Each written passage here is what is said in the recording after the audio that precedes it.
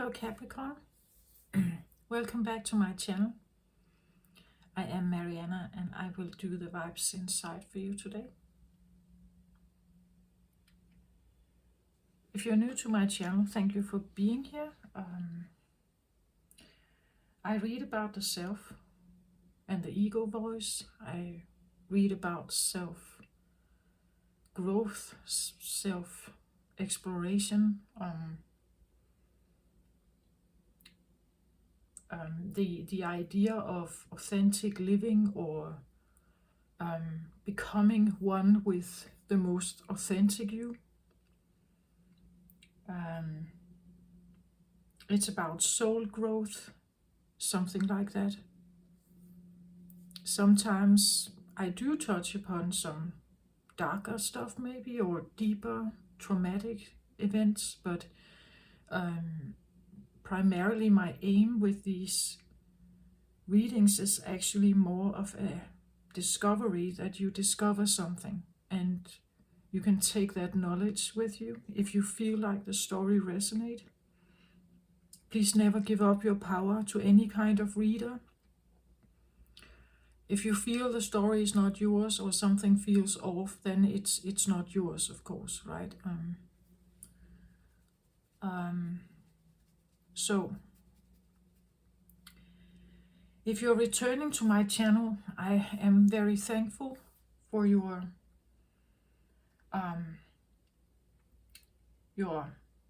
commitment, your following, your staying here still. I hope these readings may benefit you in some way. If you feel like it could benefit someone else who is struggling, then please share it with them. Hit the notification bell if you want to know when my readings come up, and please hit the like button if you like what I do. The algorithm can pick up on the videos easier in that way. So, back into your reading here. I have the very red color on the table today. This is well, the red color, of course, it can talk about alarm bells and something like that, but it also talks about the root chakra, which is at the end of your spine.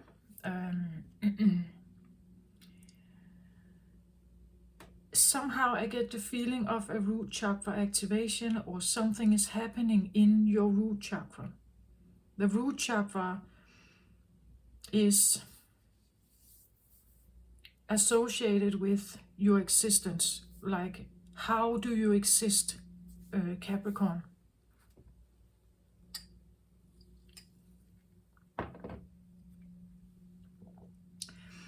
How was it to arrive in this world as a baby? Did you arrive in a safe environment? I'm a Capricorn rising. I know from my own experience that I did not. Maybe you didn't either. I became what commonly can be known as a scapegoat. I was hiding myself, so me existing as the authentic me was very difficult for me. I get the feeling, and this has been kind of a theme in the latest readings back, that something is happening, something is shifting. I don't get the feeling of that this is a bad thing, but it's something that has to do with your root, like your roots. Could be like something happening in your family, that a dynamic is shifting, or the roots you come from, that you see them in a different light. You may maybe you didn't like the way you were raised, but it could be an awareness where you still have some kind of appreciation maybe. at the same time maybe severing from them, like severing and creating new roots. That's actually more what I feel like new roots or different roots. That something here is changing. It's evolving. I feel like evolving roots. It could be that something in you that stagnated at a very young age because it was not allowed or something, that it's now trying to grow, that it's actually trying to evolve itself.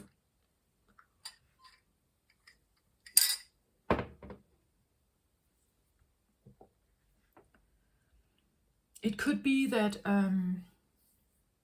something you regarded once as safe because you were used to it, you grew up in it, it became your home, even though it may not have been that safe for you. It still became the home you had, the home you had to accept or you had to accommodate to. Because it has become our familiar thing, it may seem like somewhat safe, but maybe it wasn't. And there's something changing about it. You're changing something about your roots, maybe your home, maybe connections, somehow connections that at some point they created a base for you, a foundation for you, but maybe this is becoming different. It could be shifting. An environment, like maybe you're shifting environment. Let's say you're figuring out to maybe get new friends.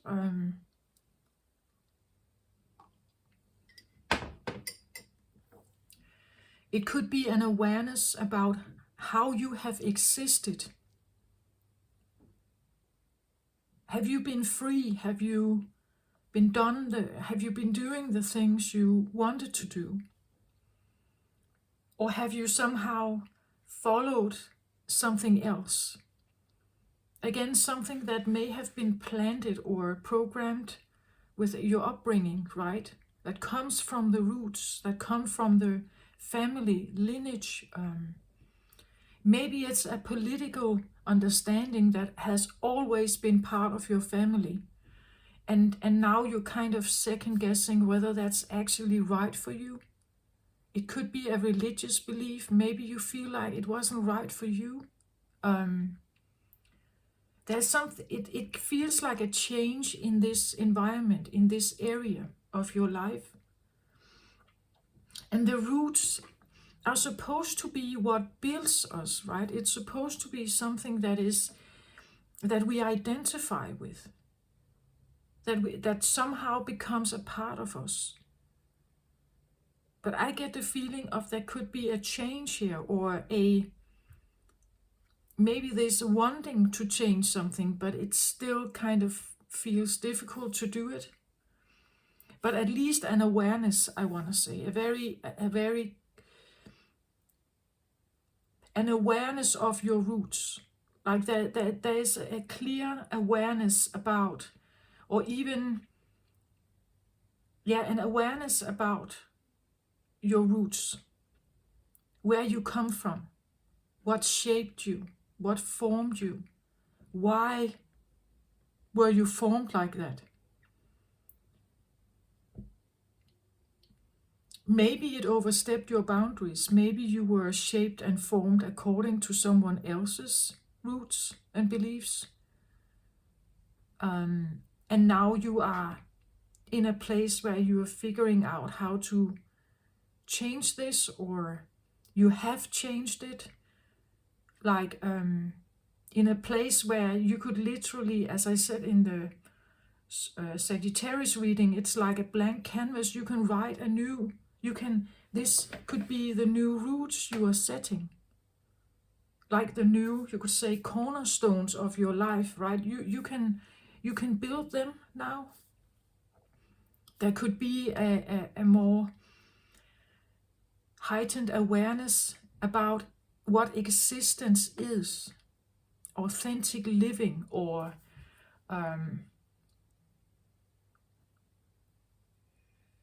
again, the red alarm bells, maybe something about detoxing, right? That you want everything out that is really not in your best interests of existence.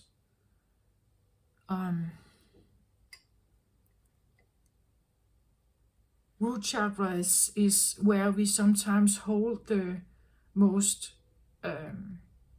dense kind of trauma.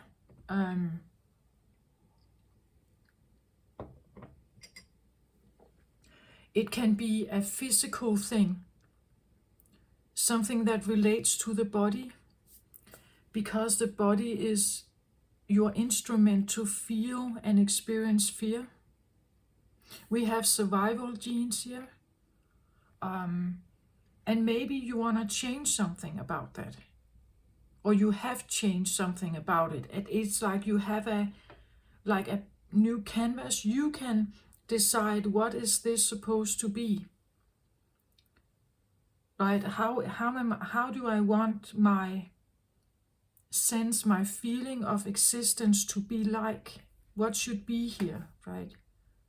That's what I feel like. I'm not getting any closer. It's actually quite clear.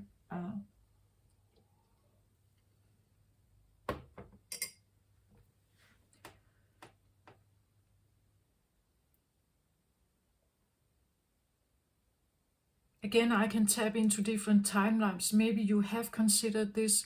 Maybe you have already worked on it. Maybe you are in the process of creating something new, or maybe you are just figuring this out.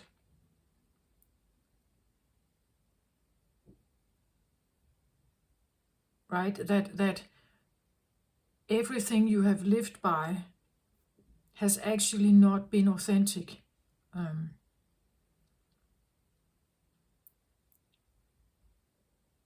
Sometimes I believe that our parents, they give us some kind of upbringing. And I'm not sure that they intentionally always want to hurt us. Or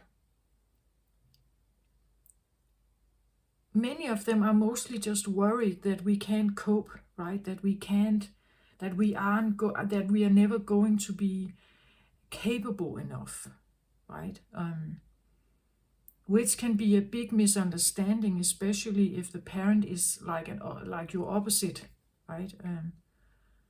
Who deals with the world in a very opposite way than you. Then of course they will see lack in you somehow. But I believe that this is about like your own awareness of your existence, becoming very aware of your needs. What is the authentic part of you? If you arrived here on earth and nobody criticized you, nobody shaped you or formed you, what would you be like, right? What kind of person would you be? What choices would you make? What would give meaning in your life? That kind of authentic search or feeling, like this idea of what is the meaning of life? What is the meaning of me? Who am I? Right? It's like coming back to something like that.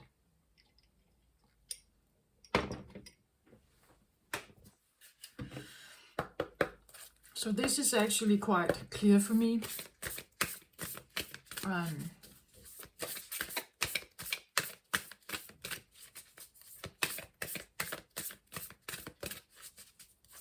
And I want to say I'm probably speaking to someone who knows also the harsher side of life, because Capricorn is ruled by Saturn.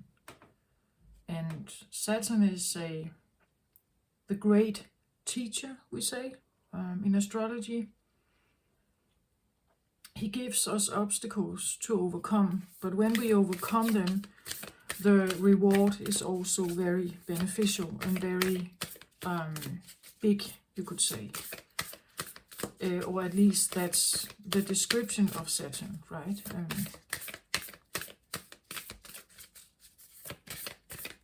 And it's like a repetitive thing. If you don't get it, there will be a new obstacle, right? If you don't get it right, or you compensate, or you don't get to the point of why the bump in the road was there, another one is coming. Later on in life, another one is coming. That's usually, I feel like, my experience with Saturn.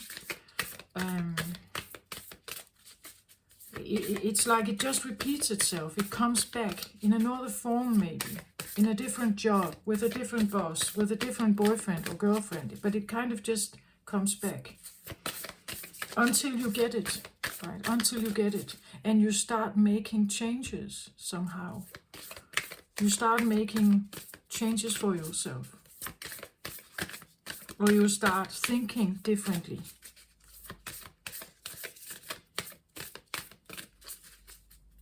I feel, for me, Saturn has been a feeling of a pressure, like being pressed down somehow. Held down, held back, becoming less. That's the scapegoat idea. That for me, it has been a bit like that. So it's like something in me could not or shouldn't exist. A part of me shouldn't exist. It shouldn't be there. And as long as the pressure was big enough, I couldn't push back. So I attracted pressure into my life, tension and pressure into my life, because I somehow believed I should stay down there. And for me to stay down there, I need the pressure on my back. Otherwise, I start rising and growing, you could say, or evolving. So it's almost like a plant who knows that the normal cycle of the plant is to grow and become bigger, but it knows that it must not grow. Therefore, it puts a big brick over it, right? So that it can grow. That kind of feeling, that you put handcuffs on yourself, right? Because you know that otherwise my hands start doing something, and they shouldn't do that. So I better tie them up, right? I tie myself to the chair or to the bed, so that I won't go eating from the refrigerator or whatever. It's this. It's like putting a restraint on yourself, on a part of yourself that must not, cannot exist, be expressed, or something like that. And it comes from the roots, right? Someone has told you or shown you that whatever that was for you, it must not be, right? It cannot be here. In this environment, in this place, in this family, this must not be, right?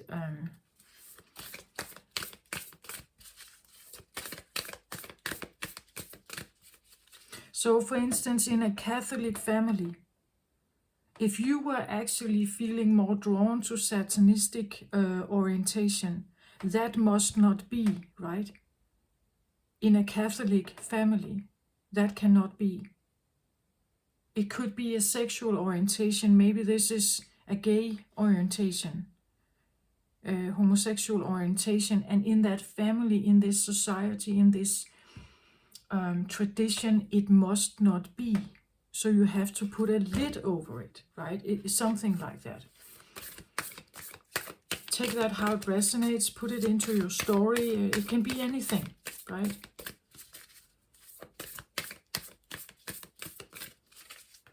A tradition of doctors in the family, academical educations, and you want to be a painter. And that must not be, because in our family we all have a a different set of education. We are all doctors, we are all university, we all have university degrees, right? And that's the minimum, right? Yeah, take it how it resonates for you. It can be anything. A family business, right? Where the expectations are that you, of course, will take over in that family business. But you want to be a surfer in Australia, right? Something like that. And that cannot be. It's like, or let's say you are a royal person or with certain ties into royalty. If you are the heir of something, the next heir in line to the throne somehow, you can't say no to it, but the entire upbringing kind of pushes you in a direction that leads you into aristocracy, right? That leads you into leadership and into becoming the next king or queen or whatever. So every expectations from your birth,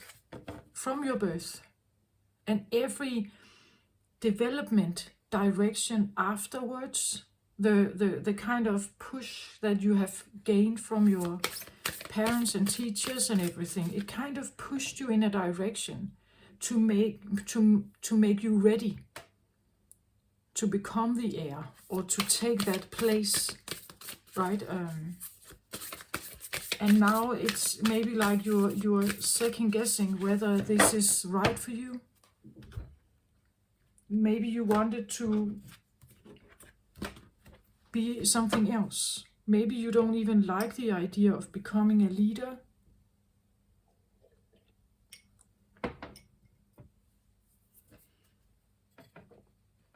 And trying to take that personality, trying to become that personality is,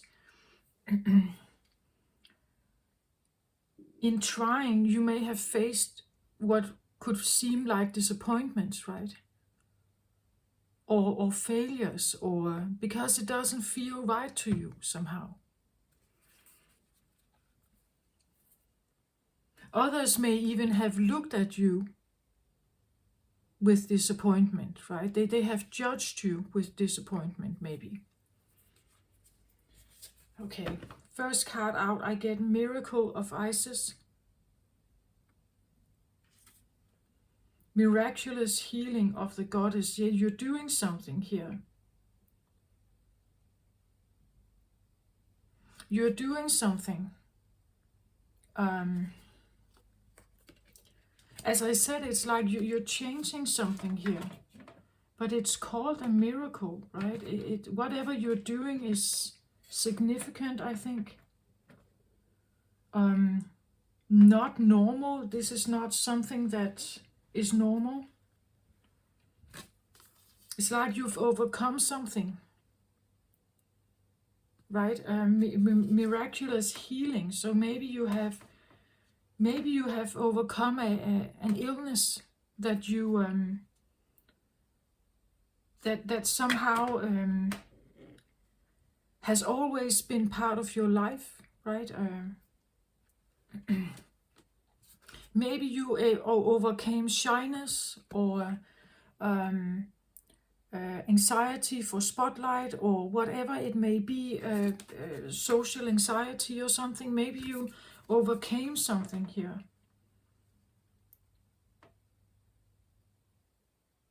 Something that relates to the roots.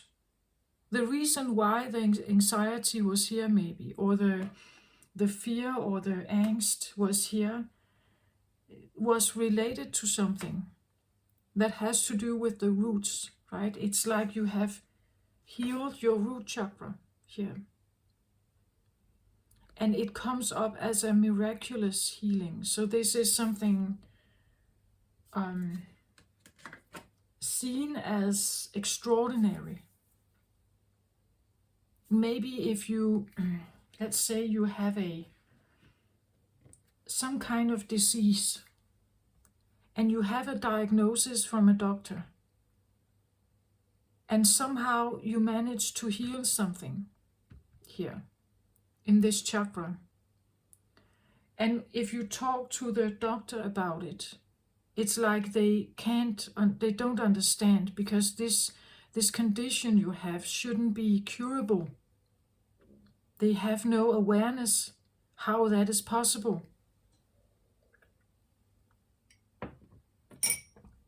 So it's like you've cured something incurable, maybe. You have done something that is not normal. Or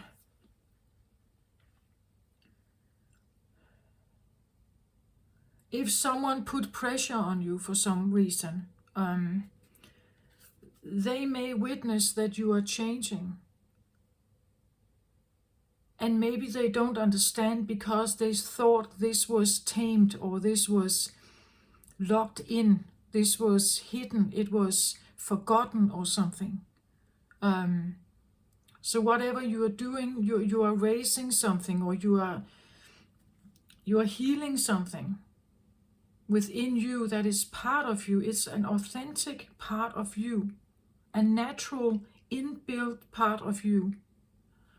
And even if it was viewed as bad or not good enough or monstrous or something, it's a natural part of you. And you have somehow managed to heal it, or you are on the brink of, or you are in a process of healing something here that would normally not be curable, I would say. It's like curing the incurable or something like that. At the bottom of the deck, I get the rising sun. This came up in the Scorpio reading as well. Rising sun has to do with the divine solar child reborn. Yeah, child, right? Infant, the child that wants to be reborn because a pressure has been put on it, not allowing it to grow, be nurtured and grow up to be who you are. So this is a driving force, that something in you wants to grow, right? It wants to evolve. It wants to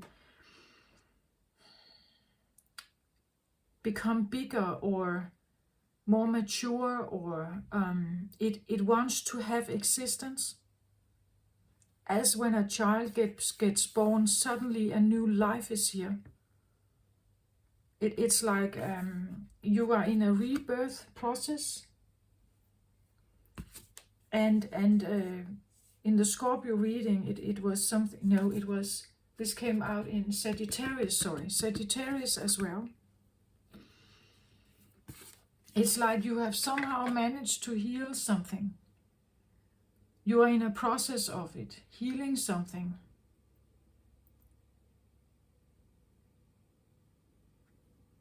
Because you are rebirthing something here. You're rebirthing something. And it has to do with your roots.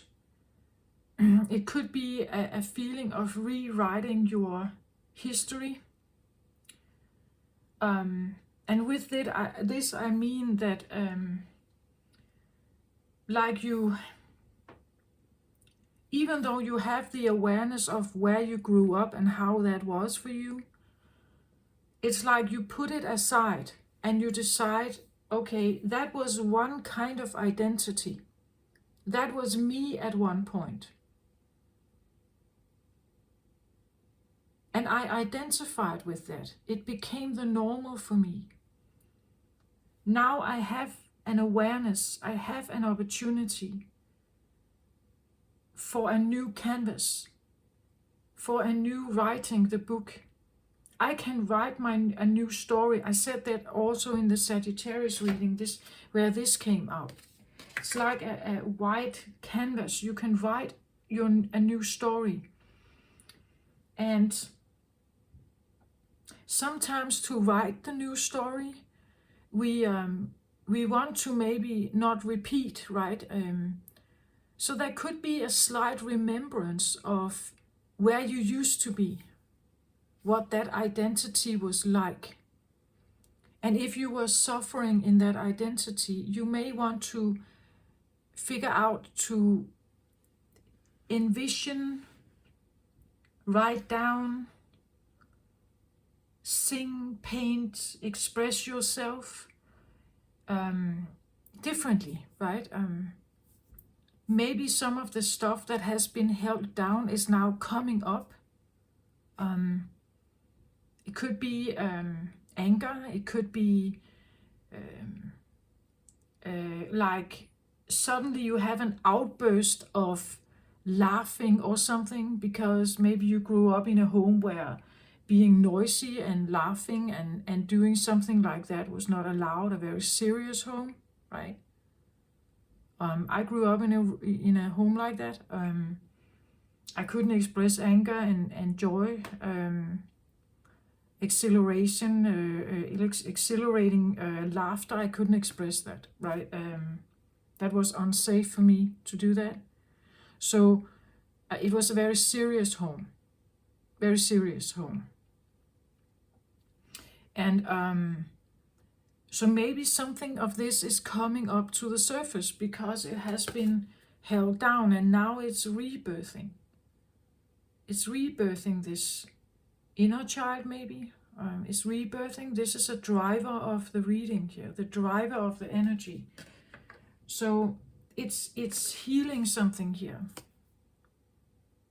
The rebirth of maybe your inner child or you could say the fundamental, authentic version of you is being rebirthed, and that is a kind of miraculous endeavor somehow that you are going through here.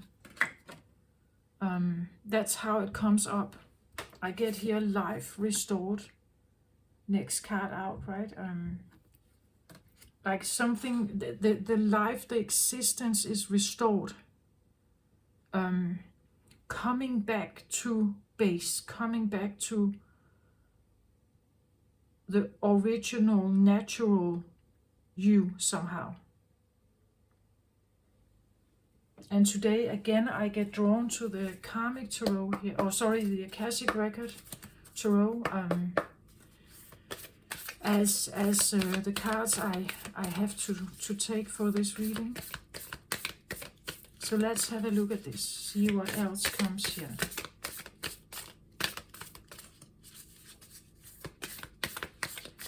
How many cards do I want for this reading? 4 cards.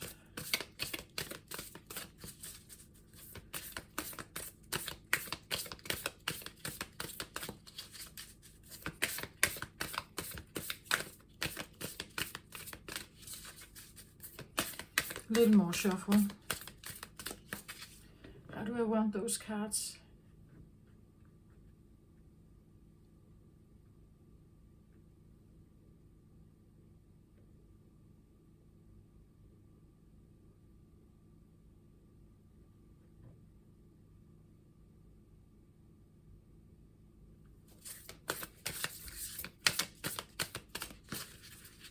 It's like, okay, this is the jumper here, Uriel and the Sphinx. There's actually one underneath, Atsum. Uriel and the Sphinx, Atsum, and these are both major arcana. I haven't had those come up before.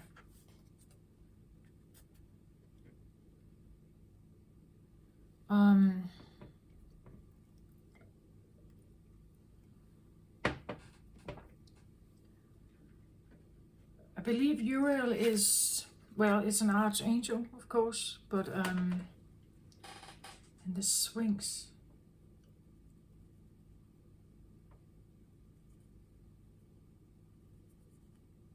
Well, the Sphinx is very old, right? It's old Egyptian, ancient Egyptian.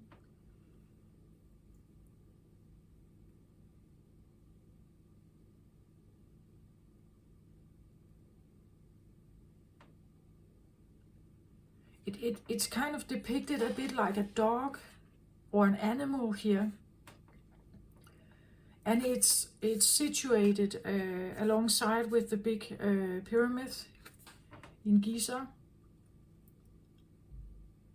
Actually, I'm not quite sure about the story of the Sphinx, if it's a protector, like a guardian dog or something, of the pharaoh burial sites, like a guardian dog.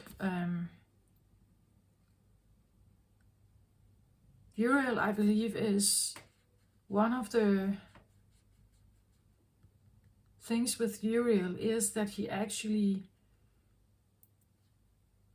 like, he puts something to motion and then it has a ripple effect. That's one, I believe that's one of his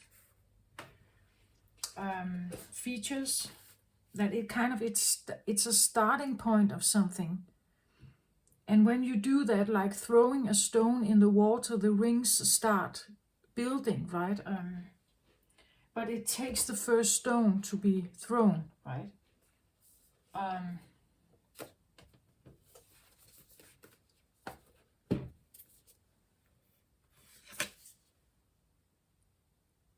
But it's almost like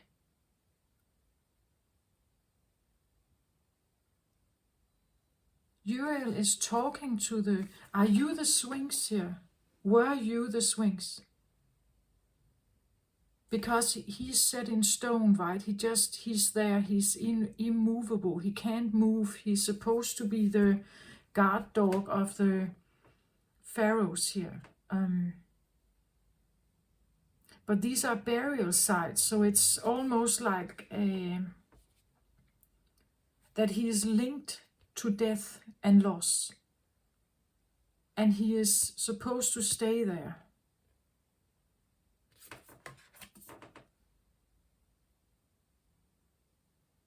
But he looks at the moon, right? I don't know if you can see that, but it's almost like he looks to the moon here, maybe asking for something. And then Uriel arrives and is listening to the story, right? Maybe it's a melancholy that I'm laying here like frozen, set in stone. I can't move, I can't get myself out of this situation. I talk to the moon here. That's the only thing I can do. I can talk to the moon. And because you're talking to the moon, Uriel arrives and hears the story. And he can set things in motion for you. Perhaps. I don't know. This is just what I get, right? Then add some.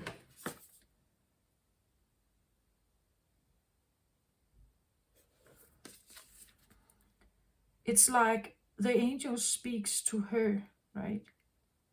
Add some. The angel speaks to her while she's sitting there reading. She suddenly has some kind of inkling, some kind of orientation. There's a figure here, and there are other figures as well, but they are more shadowy, right? It comes across almost like from a different time. Maybe it's ancestors. This one is as current as this one.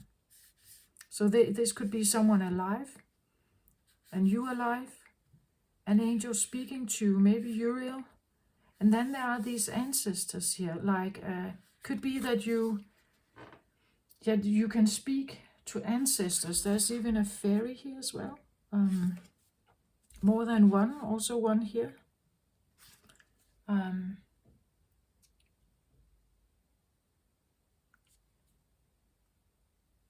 Maybe you have an ability to speak with, I want to say ancestors or some guides or something.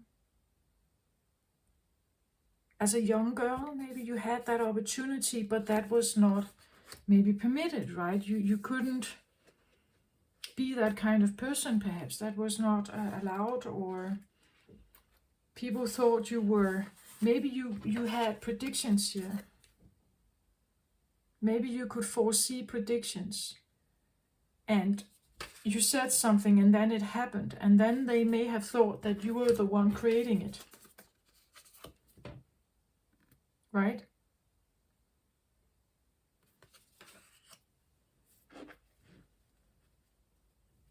Because how could you know that? How could you know this if you were not the one creating it? It could be seen as a bad omen or something like that. Okay, the Ural and the Sphinx. Now I read from the book. So let's have a look what it says here, right?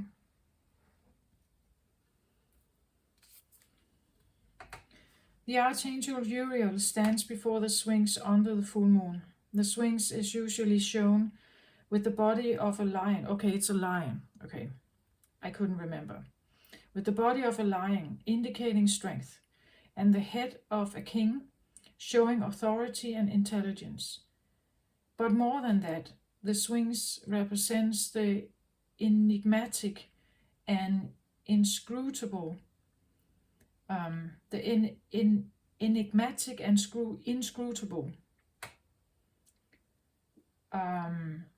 the silent holder of truth and the ancient mysteries of the world. Here the Archangel Uriel connects and confers with the great source of mystery. The card shows that it's time for you to do the most important and possibly the most difficult work in your life, the digging and inner discovery that takes you to your deepest self and your deepest power. Even the great Sphinx had to be dug out many times from the blowing desert sand that buried it up to its neck. And you must dig diligently too. You may have a chip away at the rock-like substance of your old beliefs and histories so that you can get to the truth inside. So you may have to chip away at the rock-like substance of your old beliefs and histories so that you can get to the truth inside. But don't worry, you have begun already and you made considerable you have made considerable effort. There's also someone here to help you, Uriel, whose name means fire of God. You can work directly in your meditations with this archangel for self-understanding, transformation, and guidance. Also, he is the lookout for someone in your daily life. Also be on the lookout for someone in your daily life whom Uriel has sent.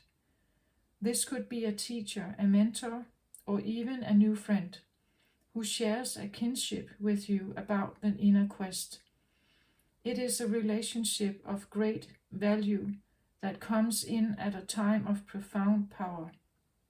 Don't dismiss the importance of this phase. It is this work that leads you to your initiation and your higher power.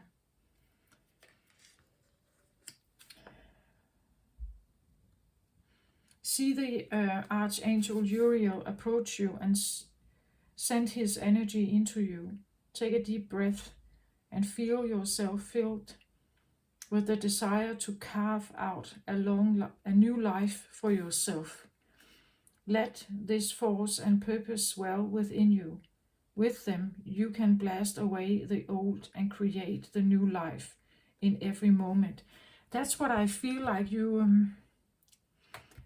there is something fundamentally that I feel like is changing, but that could be still something, as it said, something rock-like that you are still, that is still there, that could potentially feel like a brick in the road or something like, or a bump in the road. But at the same time, I feel like it's doable. It says here miracle. You are healing something. Maybe something that has not been very easy to do, or not regarded as I said, normal. This is like a feeling of beyond, and maybe Well, I want to say if anyone can do it, it's maybe a Capricorn, right? Because a Capricorn is very like, can be very focused on something, very committed and very focused and very disciplined on something. So if anyone could do this, I believe it would be a Capricorn.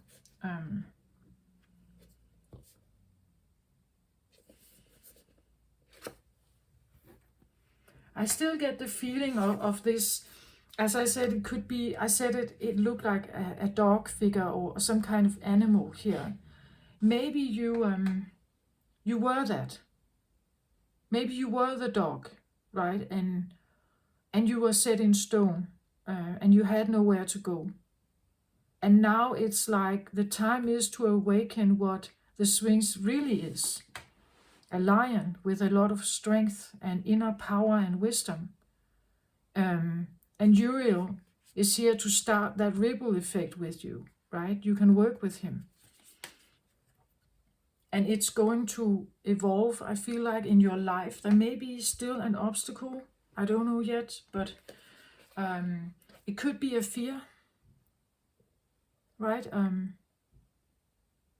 Maybe in your upbringing, as I said, you decided to put the brick over your growth. Maybe you shut the door. Maybe others did for you.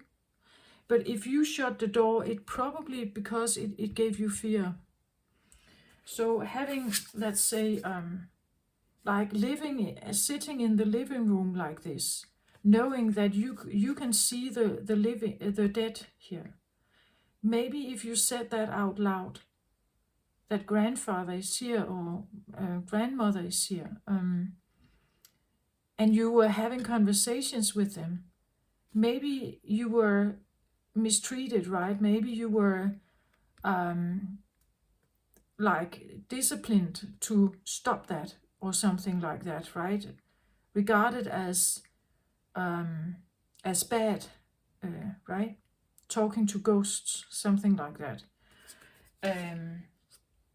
And maybe you needed to shut it down yourself because nobody understood it. They got afraid of you, or they denied you. They didn't.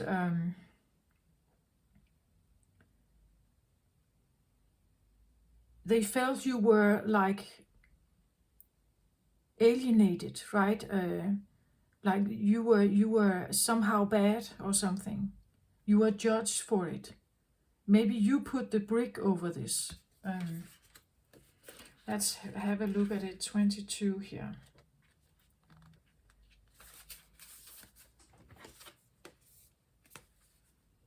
And again, that could be, let's say, maybe you got afraid also, right? It's a natural part of you, but maybe you got afraid of it because suddenly there were so many people in the room. Maybe they never stopped talking to you, even if you should sleep, right? Maybe they never stopped talking. Maybe they were always there, ever present, ever talking, ever communicating. Maybe you couldn't like live your normal life with school and whatever. Maybe you got distracted by all the information instead of reading here, and the father is coming with extra books, extra homework, and you were daydreaming here or talking, communicating with something else. But it distracted you maybe from the focus that your family wanted you to, or school or teachers wanted you to have, right? Okay, add some. A candle cast light on an open book held by a young woman sitting at the desk. Her eyes are drawn to the side, as if she were distracted from her reading by a curious thought or someone nearby. She is surrounded by several people, many of whom are somewhat translucent and glowing. An angel bends and whispers, "Adsum, I arrive. I am here. I attend you." Adsum is a single word that has many, many meanings. First, it affirms your own strength and focus on the present. You can use it as a command word whenever you find yourself distracted from what's at hand. Say, Adsum, I'm here, and feel yourself attend to the situation or person before you. The word also declares your arrival at your goal and all your wishes coming true.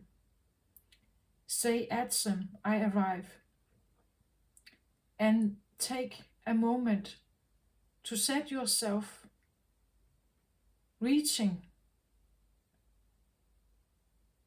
and take a moment to see yourself reaching your goals absolutely.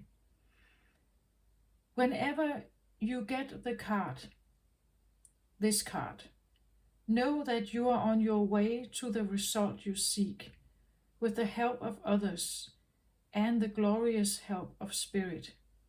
This card also reminds you to be assured that no matter what's happening in your life, Spirit's always there for you. They reach out to you, sharing their light and power and serving you in every way, from the least to the highest, from grandma to the divine and eternal community attend you. Say, Adsum, and take some time to attend them too. You can act on your promise to God as Spirit lifts you up their shoulders. You are present for each other, and together you arrive at your dreams. Okay, so Adsum is like a control word, or a word that it means that you can use it, right, to focus on something, to become, if you feel you have been distracted, you can say, Adsum, I'm here, and then feel yourself attend to a situation that needs your attention, right? And then you can also say, Adsum, I'm here it's the intention behind it. If your intention is to become focused, you can use it for that. If your intention is to become connected with the spirit world, you can use it there as well. I've never heard it before, so this is interesting. But they are flyers. They jumped out here. This one first, and then this one hidden behind it. It's almost like, I feel like, because they came out like this, almost looking like one card. But it's almost like Uriel could be watching you talking to the moon here, or has been viewing you talking to the moon. And he is now saying, you can call me, right? Just call me. Just say that I'm present. Then I will be there with you, right? But it's like when you say it, you also focus your attention on it. Maybe you sit in meditation, you say, Adsum, I'm here, and your intention is to call Uriel in. Then you will have his awareness, then he will be there, right?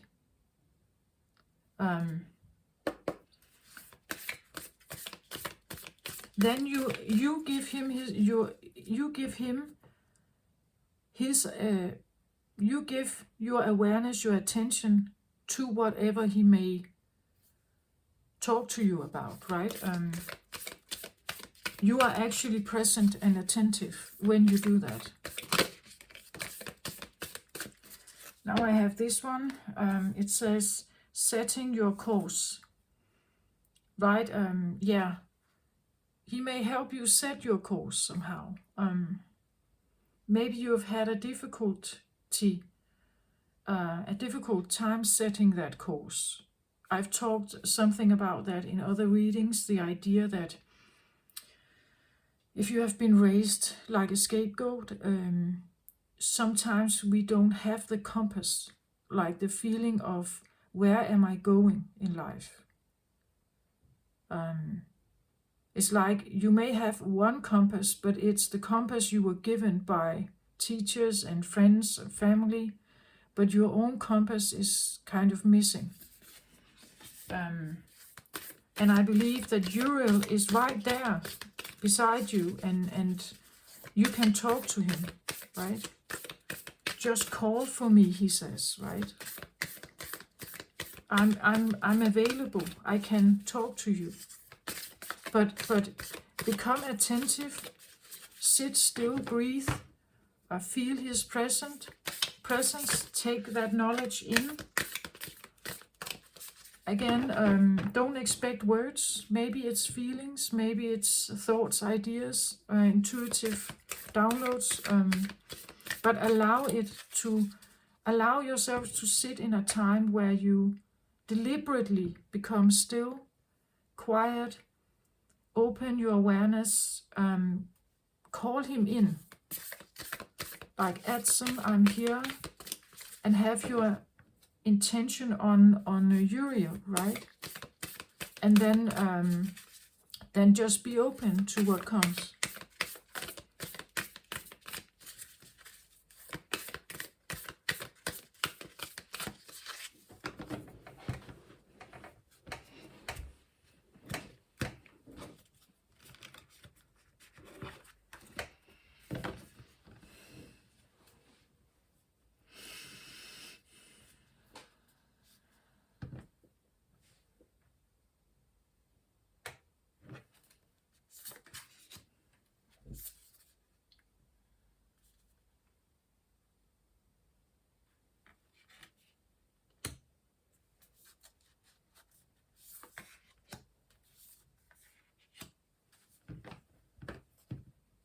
So I was shown, put the cards like this, and then when I kind of in my head, when I was shuffling, I was preparing, when I did that in my head, it's like something changed with these two cards. It's like they want to do something.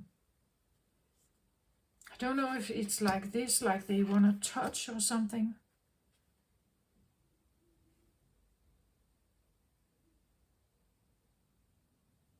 It could be a process, right? That you somehow start out like this, and then over time it's like something connects here. Something connects.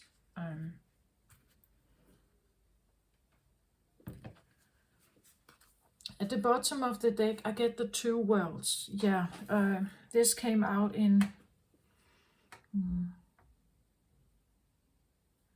was it Libra reading, maybe? Libra. I think Libra reading. Scorpio or Libra.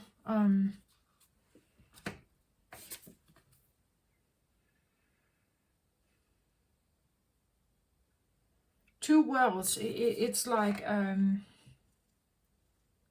maybe that's why I kind of have this feeling, again, two worlds perhaps that can connect, right? But they may have been separate. So one way of living, or one identity and a new identity that you want to build, but they somehow, they are still part of you, right? What you have experienced is still part of you. And the new you, or the new is also part of you. Two worlds.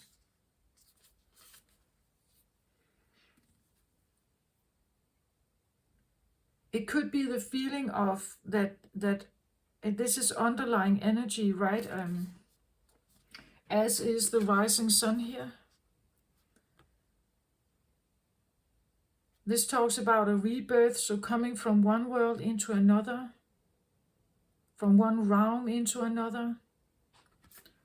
having two experiences in one lifetime, maybe like two very, very different. It's almost like two lives in one.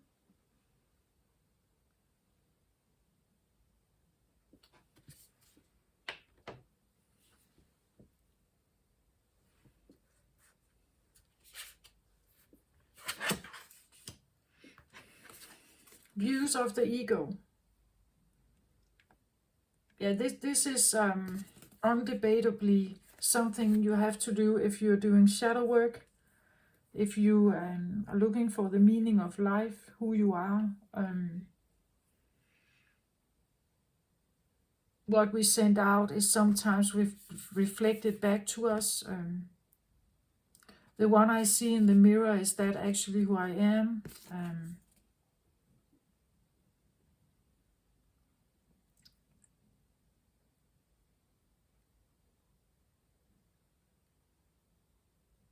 Even when I look at this, it's like there are three people here, but only one reflection. Who is it actually who is looking in the mirror? Maybe it should be this one, because that's a reflection, right? But what if it's this one who's actually looking? Why does the reflection not resemble what he's wearing? Or what if it's this one who's actually in front of the mirror? Why is the reflection not the same as what he's wearing? It could be the feeling that you are someone else, or even if you are all dressed up like a royal, you feel that the one looking back at you in the mirror is a servant. You get my point? It's like that no matter how well you dress up and do your hair, or how well you, how much fitness you do, you still come across as ordinary, or the servant, or whatever this is for you, right?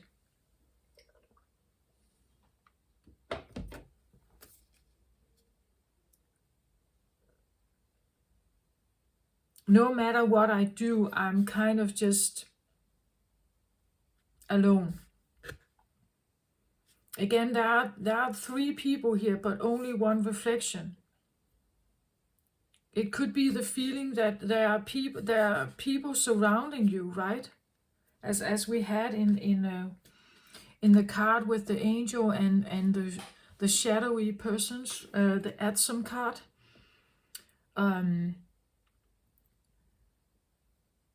That the angel is speaking, that these are actually, you know, maybe they are just guides. But when you look in the mirror, they are not there, right? It could be that you have fantasy friends, right? Fantasy friends, or you something you feel like it's around you, but when you look in the mirror, that there's only you.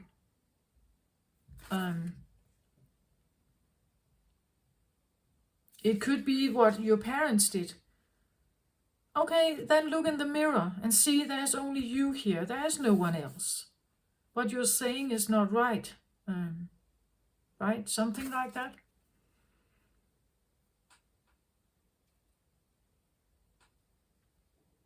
And this could be where the ego is formed, where you had to override an inner voice. Right? You had to override an inner voice. The inner voice was maybe the friends that spoke to you here.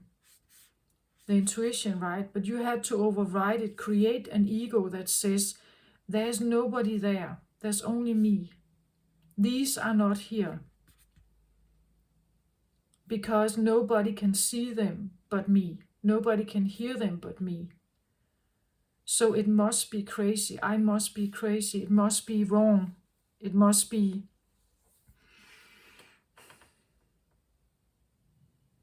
So you see it again, this idea of two worlds. It's like I may have an inner world where I'm never alone.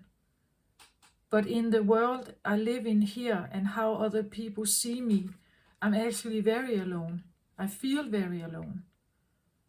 Because maybe these were my friends, right? And I'm not allowed to have them.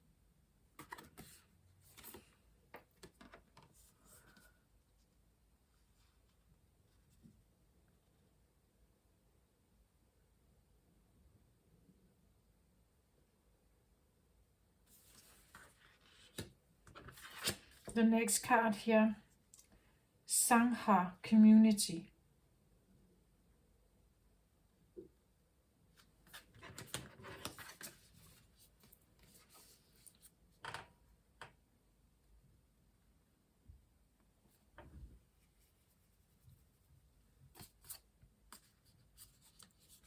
It's interesting because they are both roses cards.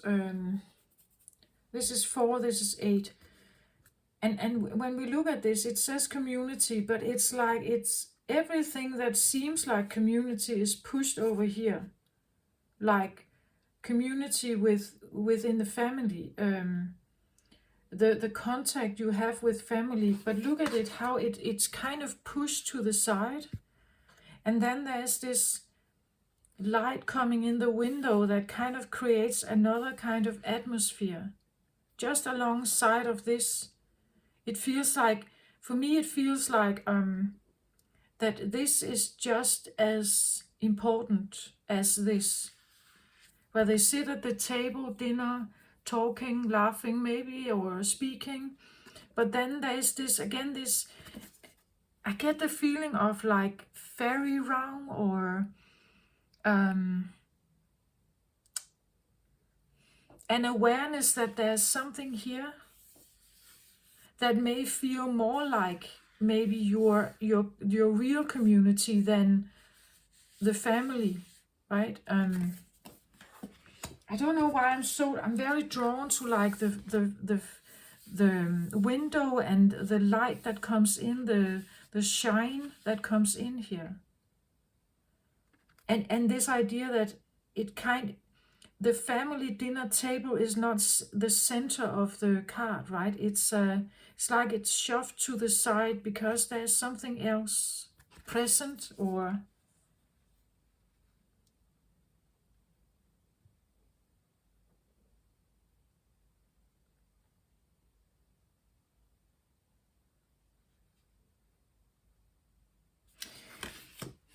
yeah.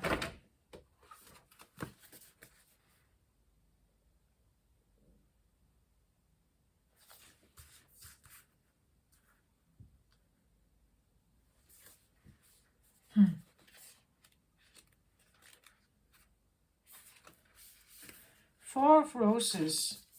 3 people stand together before a full-length mirror.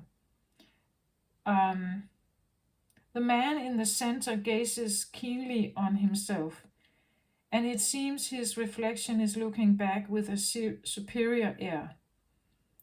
He is the sole reflection to be seen in the mirror. This card shows that there may be a thoughtless, selfish person in your life, whether in love, friendship, family, or business relationship. This person is self-absorbed and makes plans only in terms of how they affect him or her. You may have lingered too long, repeatedly giving this person, repeated giving to this person, even though you haven't received much in return. You've tolerated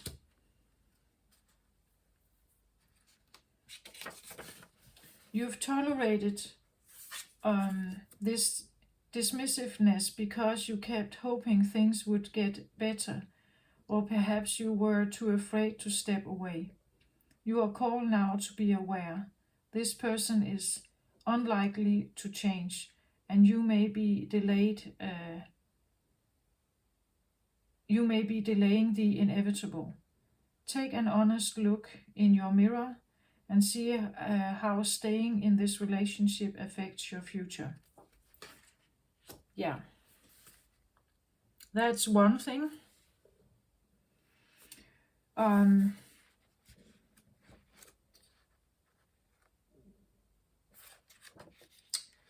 then the 8 of Roses, Sangha community, and maybe you need to figure out another community where you feel you are more appreciated.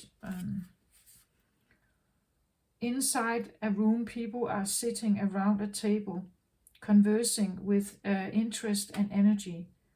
There are many icons from different groups and societies. A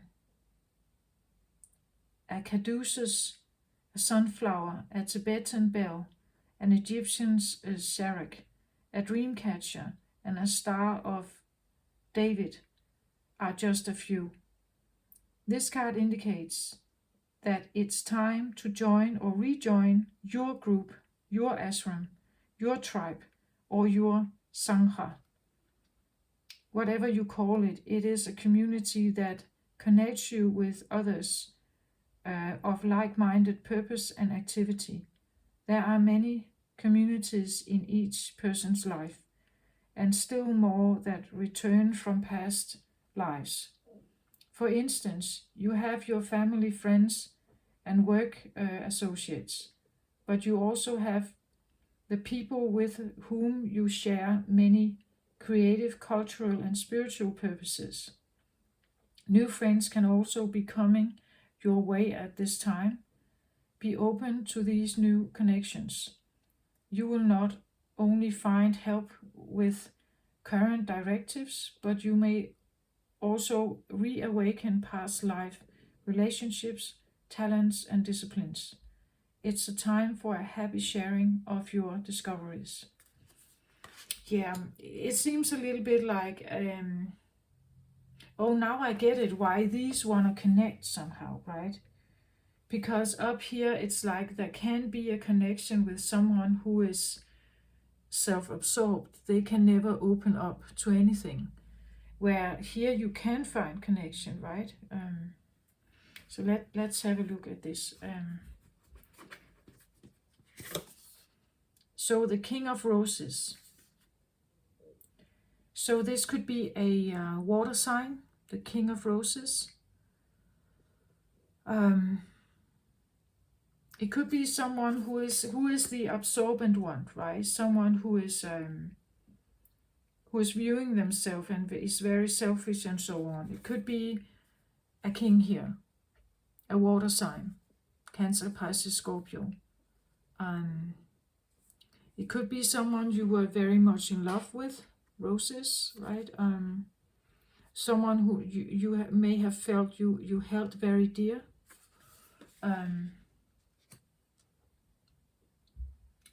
Or it could be a new person in your life, right? That here you somehow had someone in your experience who was very self-absorbed, who didn't concentrate on others than themselves. And this could be another one, someone who may be able to actually do that, right?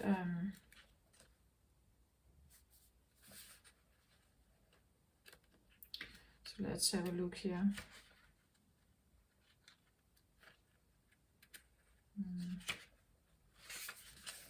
Yeah, King of Roses. This card shows a man holding two roses, a red and a white, demonstrating a balance of passion and purity. At his feet are yellow roses of healing and creativity. This is the King of Love, a man who is balanced and well-rounded. When he appears upright in your spread, it indicates that a potential union could be at hand, either in friendship, business, or even a romance. Whether this is a new relationship or the blossoming of an old one, this man brings tender-hearted and thoughtful support. He's also someone who could be helpful in your personal life, especially where home and family issues are concerned. Whether the King of Roses is you or another man, the role of husband or father is now opening to create a happy home and family. This card also lets you know that you are ready to stand up for yourself and take loving but considerate action on your own behalf. It's a time of increasing love and compassion, which which always starts within. Yeah, and these are like very opposite cards, right? Someone very self-absorbed, who is not really into. He's not willing to give anything that doesn't at some point is not beneficial for him. So he's now doing something selfish, this one. Over here, I don't know if this has been a part of yourself you've recognized, and that's the healing you're doing here. So maybe you're healing a masculine inner wound or something inside you here, so that you can be someone who is more balanced and is able to do something else than being self-absorbed here. I believe we all have some of these inner oppositions. It could be another person, of course, a father perhaps, father energy, masculine energy, that may not have been, it could have been quite absorbed in the ego. Ego doesn't have to always be positive. Maybe as a scapegoat, I believe we have egos that are actually self-punishing, but it's still an ego. It's still an identity, something we identified with. And now it's like he could have been healing here, right? And becoming a worthy and very educated, you could say, mature person, right? So it can be a figure outside of yourself. It can be someone who used to be very self-absorbed, maybe, who has been going through a lot of healing here. A part of yourself, maybe it's a person you know. It could be that because of it, you chose you chose other company. You chose a different, somewhere else to go. Maybe you decided, I can't be with this, I can't work with this, so I choose my own company, or I choose the company of me and my guides, divinity, friends, other friends, family, nature, maybe. Because here you actually felt more community. You felt more at home here, somehow. But now it seems like something else could be opening up in your life here, could come in, right? Maybe it's something you have healed here, miraculously healed, from one version. Can I have a card on this one, please? For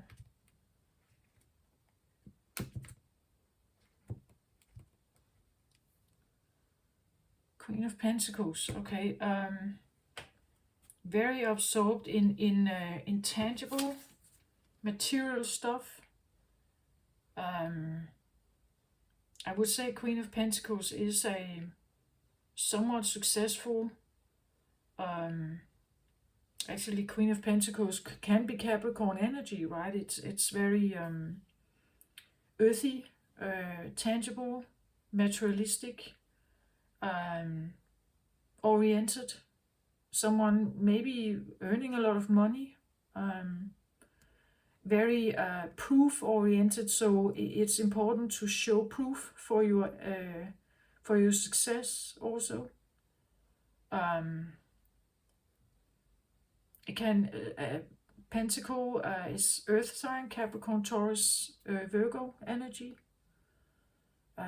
So maybe someone, or you even, had this in you. But I feel like you changed something about this. It's all roses. It has to do with love here. It's difficult to love this, right?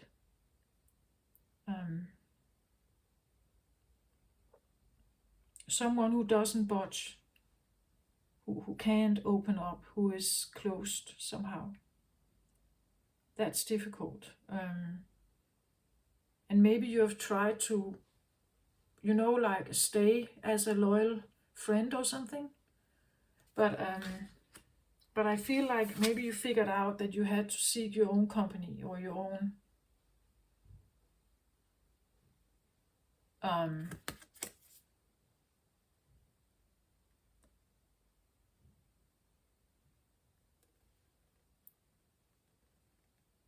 now something else come here. It's almost like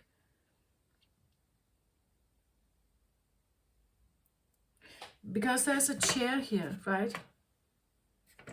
There's a chair here, and it's almost, I was very drawn to this place here somehow when I looked at the card. It's almost like even if there is community, it may be the feeling that someone is missing, that someone should sit at the table here. It could be the feeling that this is your chair, that you should sit here and everyone else sits over here.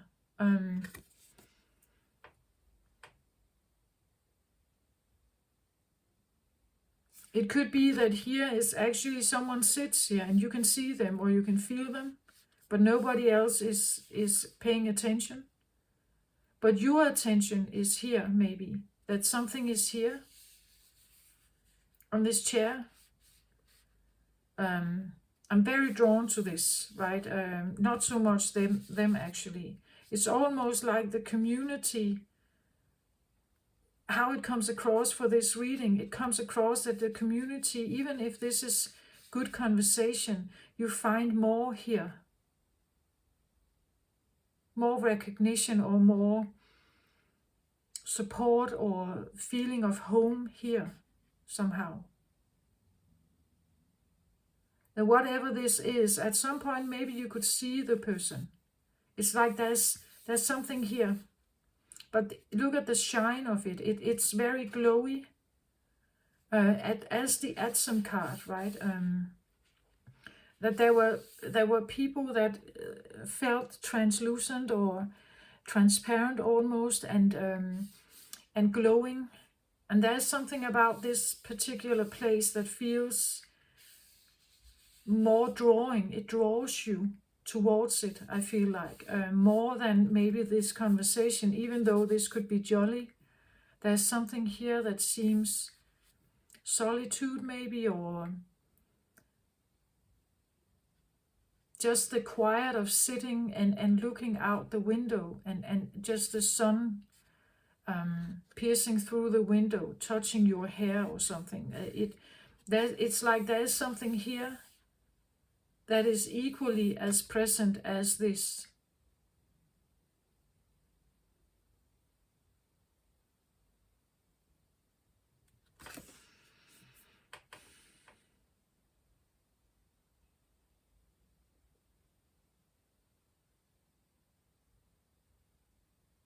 As the card also says, there are several items here that indicate some kind of other belief system. Like the sunflower, there was something about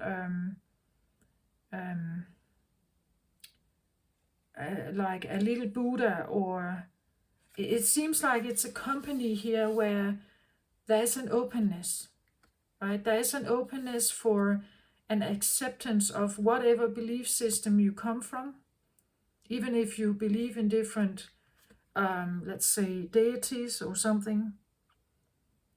There's an openness for maybe mysticism or something. There's even an openness that there's always a chair here if there's another otherworldly guest present. Like you set a table for your ancestors as you set a table for those who are actually still living. Something like that, right? It's a community that allows for a different thinking.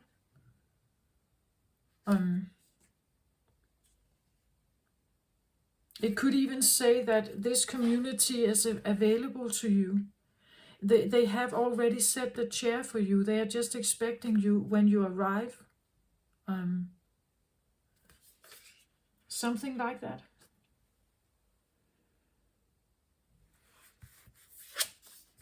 Next card out, the Queen of Roses. Yeah, perfect. Right? Queen and Cups of Roses here.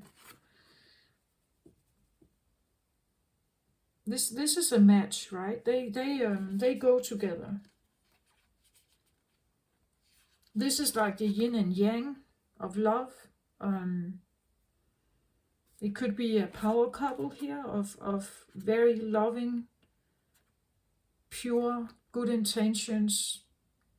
That's the feeling of it, right? That I would say this could be a romance situation also.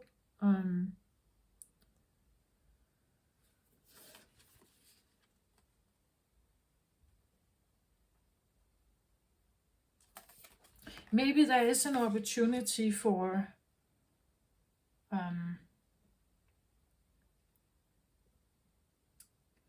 because I said something like that, like it's almost like they should touch this one, right?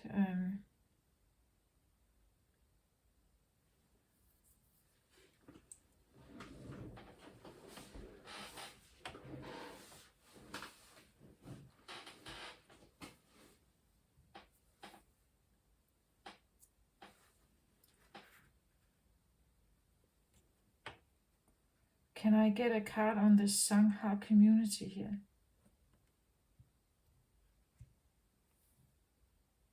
Knight of Wands.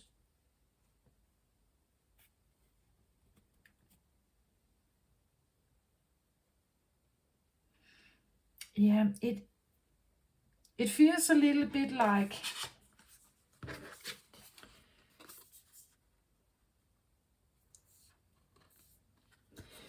with someone like this around, it's difficult to have community. It could be this feeling there's always an empty chair because they only think about themselves. So they never come and eat at the dinner table with the rest of us, right? And therefore, or they will not attend if it becomes too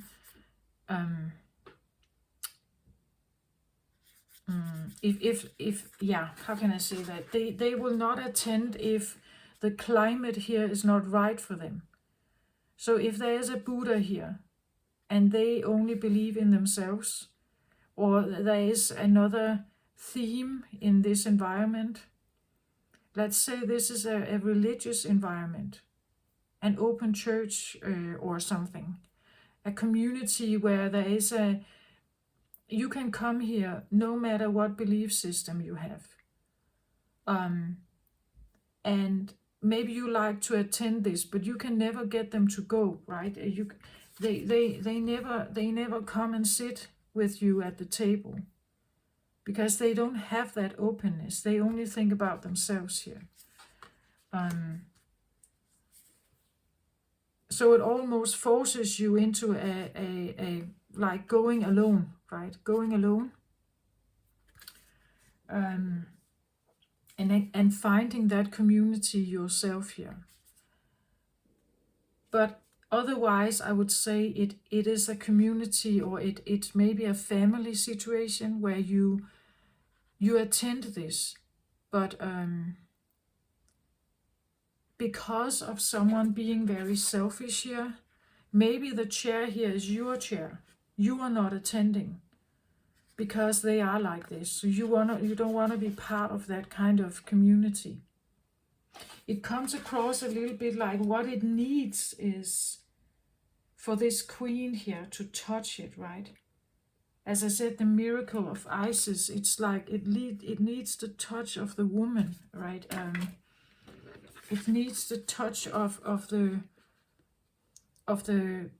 beautiful Queen of Cups here. That the touch here is the touch of the roses here is of her, right? Her beauty, her bliss, her care, her love, her compassion. I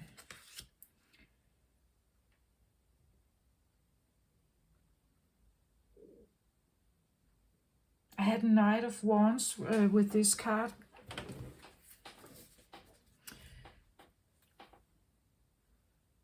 So again, there's Knight of Wands is someone armored, someone who the Wands energy is typically, and the Knight is also a card of being like you honor one kind of belief. You honor a code of wands, so a code of fire, a code of you could say drama, maybe a code of maybe this place usually was your family dinner situation, right? Maybe there was always heated arguments here. Everyone was kind of guarded, maybe, and they were supposed to always honor the same code that was described in this Sangha, in this community, right? And if you were not that person, you sat over here, away from the rest, right? Like you were put in the corner, maybe, somehow. That could also be the feeling that when we are around people like this, that there's a certain community. You probably need a new one then, right? But it's a community that where there is a certain code, a certain tradition, certain ways of being together, certain way of communicating, and it's always kind of fiery, right?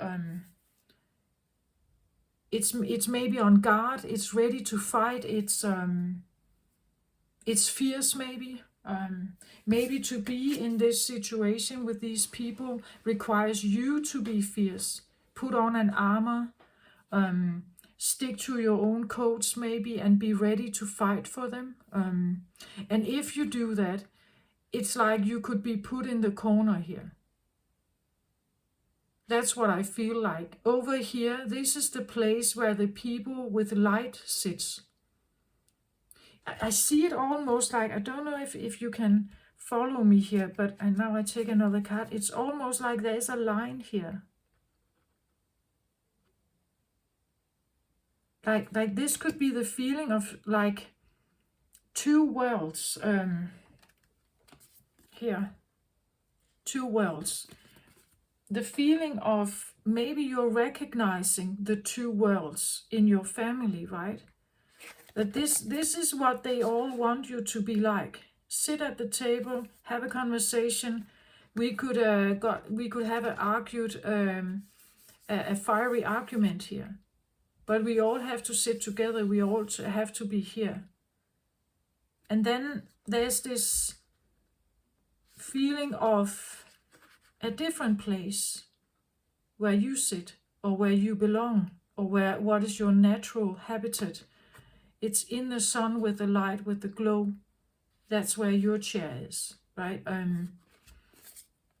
Like being split between, what am I supposed to choose?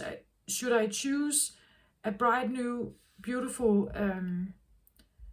or the community that I grew up in, that I was part of, even though I have to armor myself, even though I have to maybe defend myself also? Or do I want to choose a different community, a different world, right? Do I want to be part of a different world where there's more shine and glow here? Is that my chair?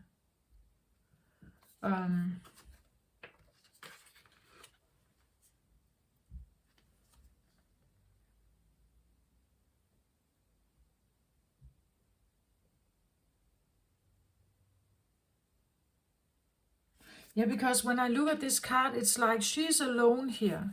And there is things to do here for her. She can paint and cook, and there's a weaving machine here and something.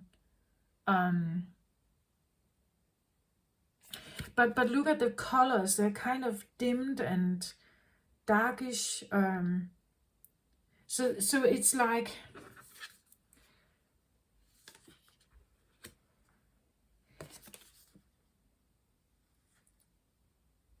it's almost like you can choose two worlds, right? Or there's an opportunity, or there's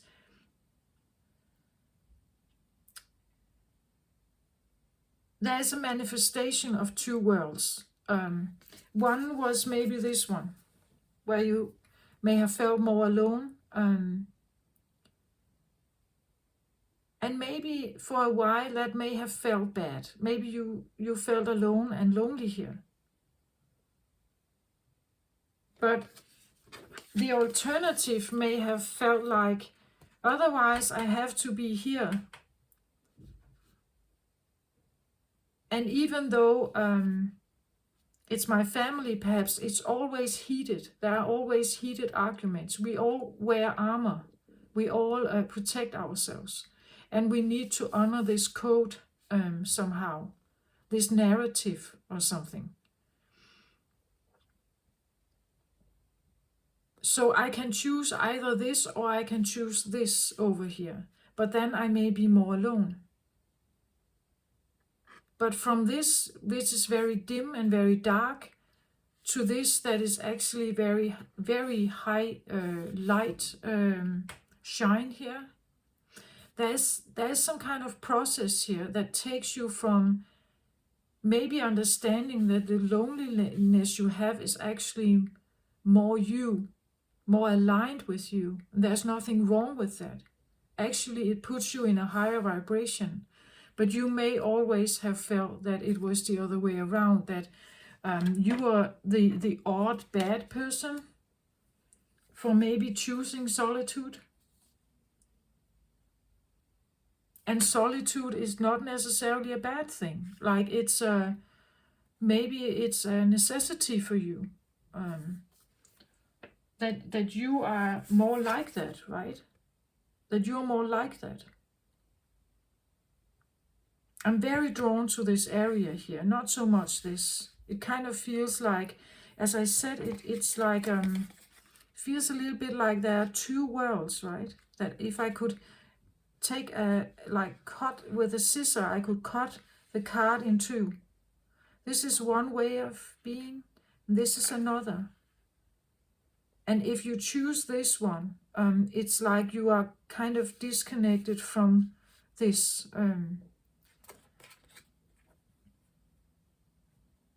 So again, this could talk about choosing the light, choosing a divine, something divine, choosing to believe in a God, choosing to believe in angels and that realm, as opposed to the more tangible realm, where you focus on money and the daily shows and stuff like that. We don't focus on the sunshine, right? And if you do that, your chair is over here.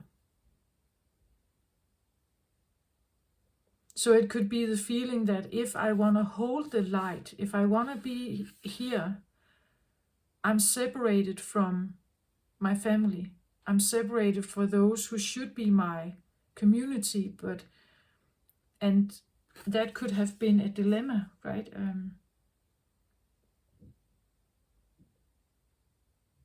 If I want the community with my parents, my family, my siblings, I have to put a lid over this.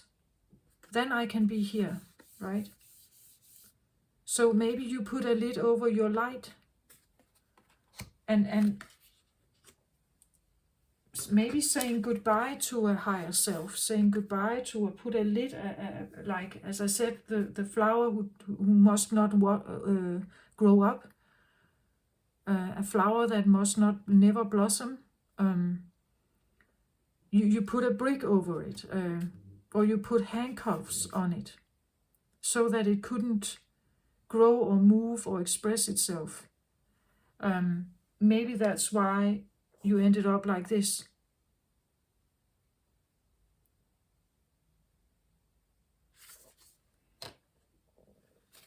With a sadness, because I feel like it's a natural inbuilt part of you. And to put a lid over this is like, it's like taking the sunshine away. Right? It's like taking the sunshine away. But you were given maybe an ultimatum. Maybe you were forced to like make a split the two worlds, that when you get born, and if you have the divinity with you, and you get born into a world that was 3D dimensional, it's like this can't really exist there. It's too bright. So to function in this world, to function in the 3D world, you may need to cut the light, right? Or to sever this alliance somehow. But it may have felt like you lived here. You still have this in you, but it got dimmed down, right? The feeling of still wanting to maybe return to this, but knowing that if I do that, I'm sitting over here, I can never be part of this. Again, I can never be part of the community I normally was part of. But I want to say, is it worth it if these people are in it? It could be the feeling of severing. Maybe that's the rock-like obstacle that you're still facing here. The red can talk about the heart, right? Like the red heart that you usually see in love letters, right? That what you need to do here, if you need to sever some ties and choose, instead of maybe having someone like this in your life, you go for someone who is, you want someone else here instead. And if you do that, you may need to sever with this, right? You may need to really choose what you want here. And if you choose this over here, something better for yourself, something of a higher frequency here, something more loving, then you may sever ties with something else that used to be the community you were in, right?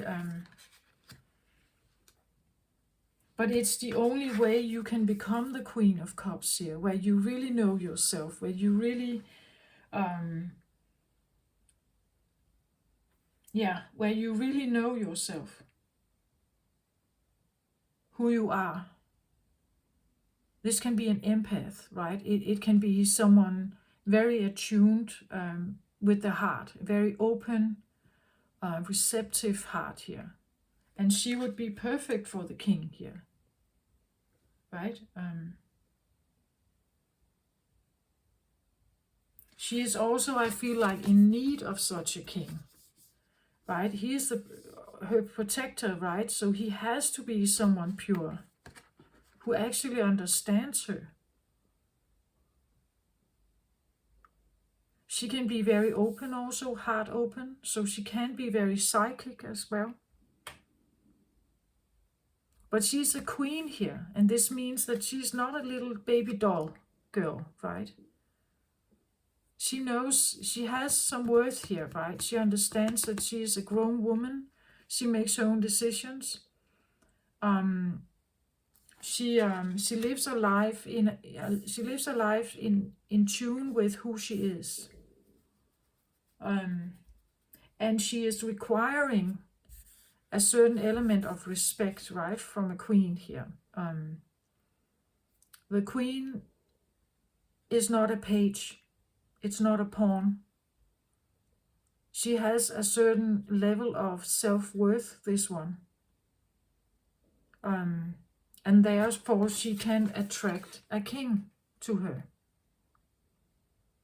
instead of someone who is maybe more selfish or judgmental,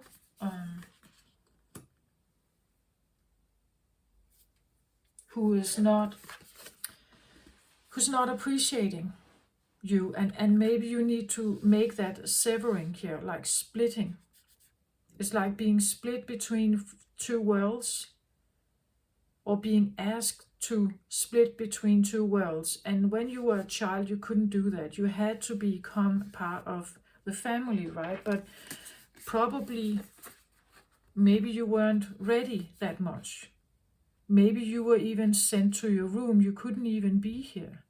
Maybe you were sent to your room. This looks a little bit like her room, right? That she has her things here. She's not here, she's not present, right?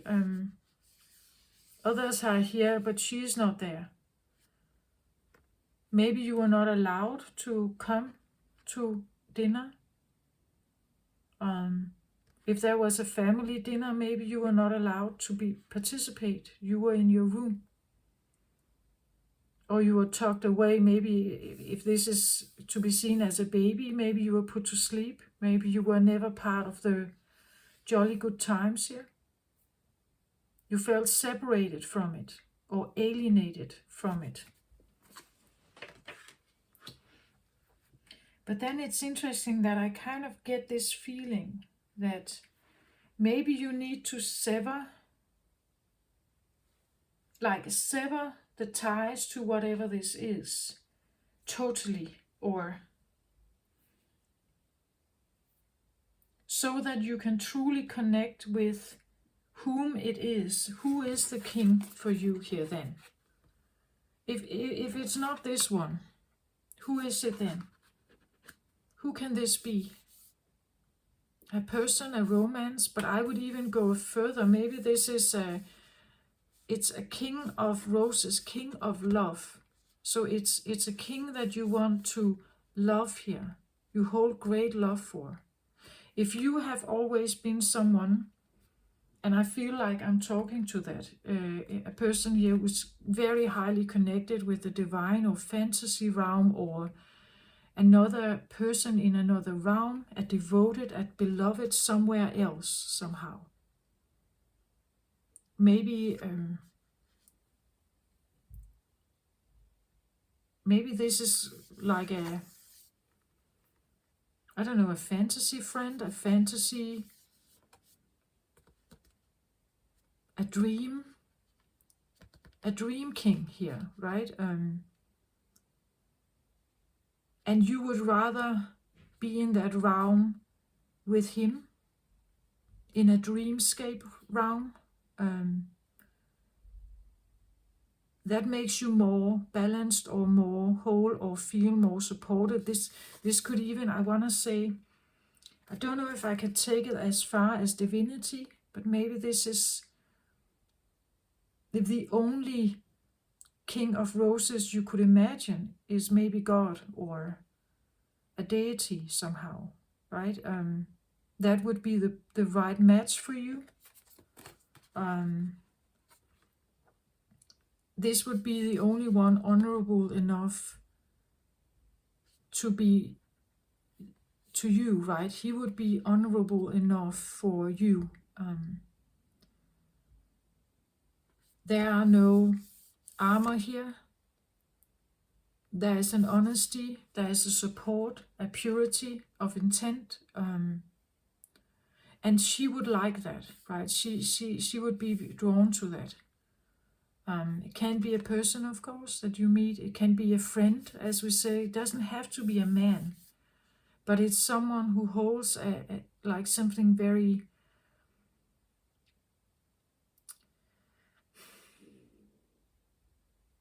maybe a protective energy, support, a trust, right? They are perfect for each other, these two here, because they really value emotion, right? They value that a lot. Could be a Scorpio, right?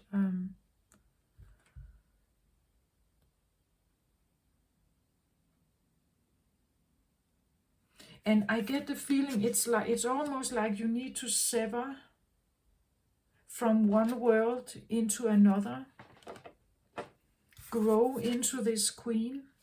And when you have done that, it's like then maybe when you have figured out who your king is here, or you have chosen what a king should be like for you, we could talk that if this is not a person, this is like maybe an inner idea of someone. An inner idea of someone, right? Who is worthy of your heart, who is worthy and honorable enough to be in your presence, to be close to you, intimate with you, right? When you figure that out somehow over here, maybe you can reconnect here with the family. But now you are a different person, right? You are a different one here. You are different. Now you are not the scapegoat being sent to your room, perhaps here. Right? Now you would actually, if she sat, this one, if she sat on that chair, she would shine up the entire room. Because she knows her worth now, right? Or she chooses to reconnect with, from being severed from something, choose to reconnect, but now maybe with a different community, right? A community that fits her, that allows for her differences or her different way of being or seeing the world. If she likes to dream, right? If she likes to be into poet and like maybe romance novels, you need to find someone who really does appreciate that and understands it, right? It seems more like you are a queen of roses here than a queen of pentacles, right? The pentacle part and the materialistic part is probably not really you, I think.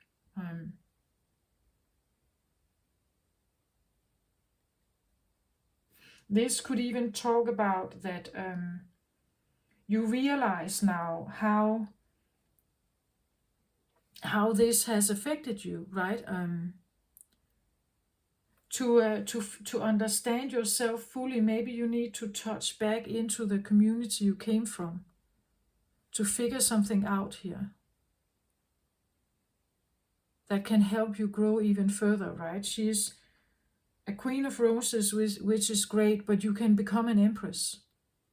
So to do that, maybe you need to touch a little bit on what has happened, how you got to become the way you are. Again, if you were maybe not allowed to sit at the table, if you were often grounded or you were put in your room, you were in your own company, by yourself, maybe feeling lonely here, but there's a totally different vibe from this one to this, or from this one to this one, right? It feels dim and dark, and there's no windows, no shine here, like she is in a hole of some sense. Here now she stands up in a castle, right? She can look over the horizon here. The sun is shining in on her. She has beautiful robe on, beautiful flowers and stuff around her. This is a totally different person than this one. This seems very sad and lonely, alone. Maybe like almost locked into a room, not welcome at the dinner table. Right?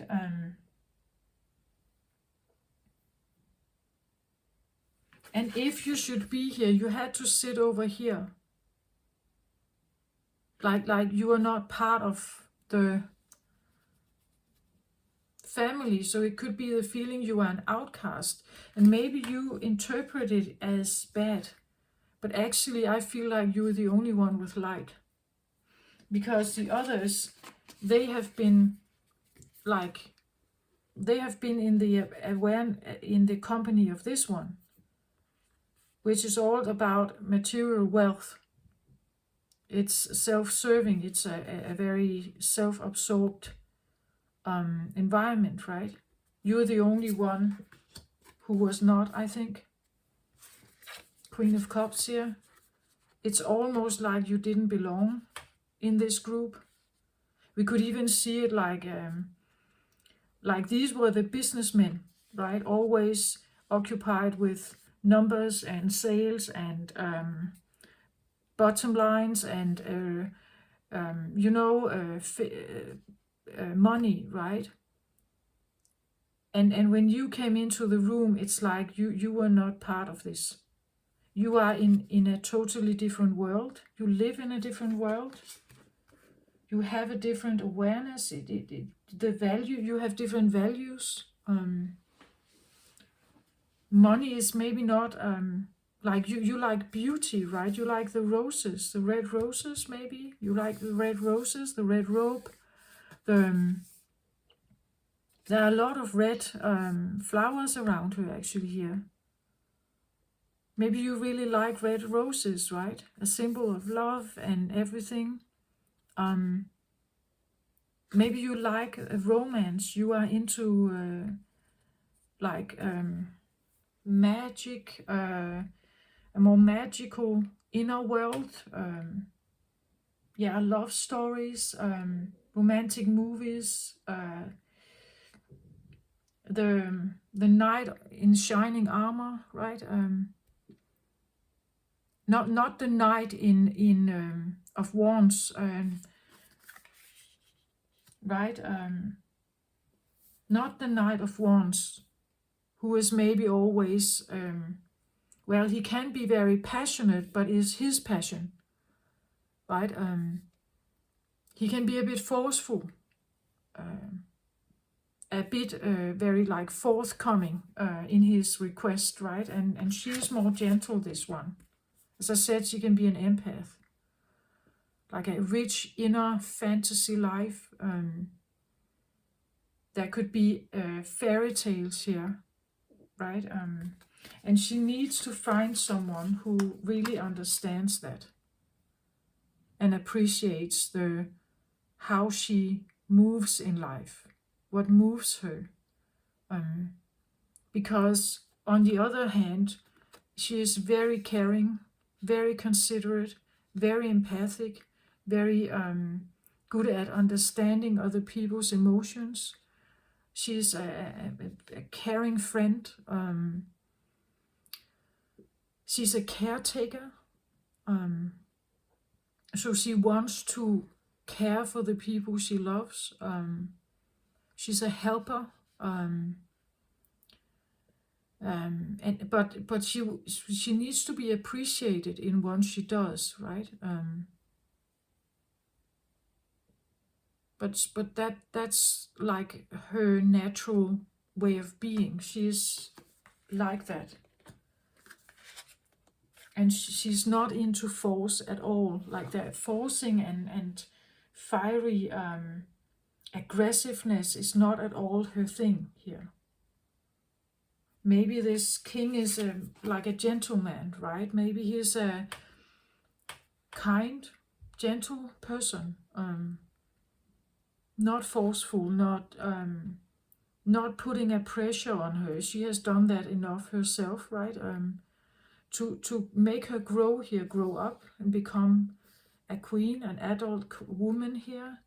She needs no pressure, right? She needs someone who understands not to pressure her.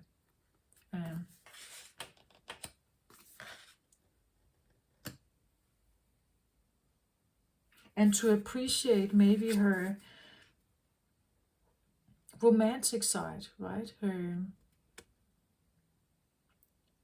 beautiful, caring heart. Also maybe her psychic gifts, right? Her abilities to empathize with others, to like clairsentient abilities, her maybe telepathy, yeah, as well. Her healer heart, right? You have to appreciate her healer heart. She's not a warrior, this one, right? She's a peacemaker. She's a portal of peace and love, and you have to respect that, right? That's why I feel like you belong in the seat of where the sunshine is, actually, where the light is. Because she's a healer, right? She's a healer here, but over here there has been no appreciation of that. And maybe you thought you were the bad one, right? Maybe you thought you were the bad one. You were put into density here, which is not at all your space, right? You need the fresh air here. You need a horizon. You need to have this bright, shining day. You don't need a basement like this, right? With a lot of stuff, a lot of density here, mocked air. That's not really. It's like almost like have lived in two different worlds, right? This is one world where you may have felt like this, that you were the bad one. You were the one who didn't fit in. You were not the one who. You were not appreciated. A bit like, you could say, Cinderella, right?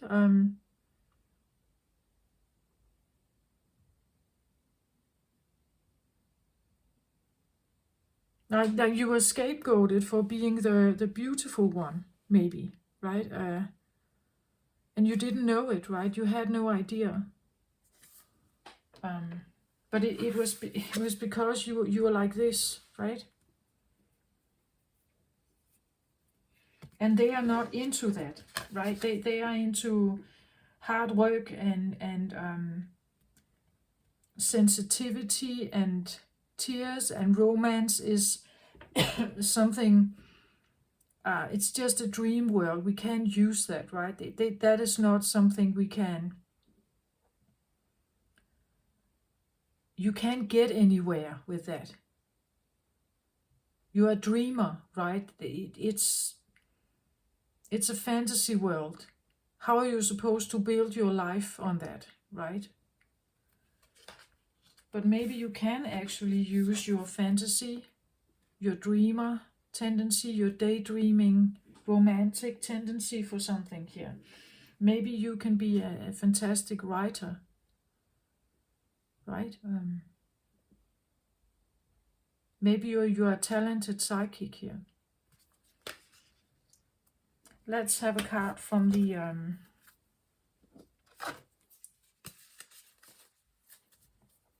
from Eyes of the Soul, so we can see maybe a little more on this queen here.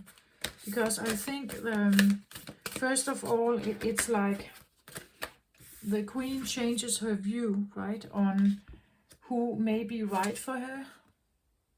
Not someone like this, right?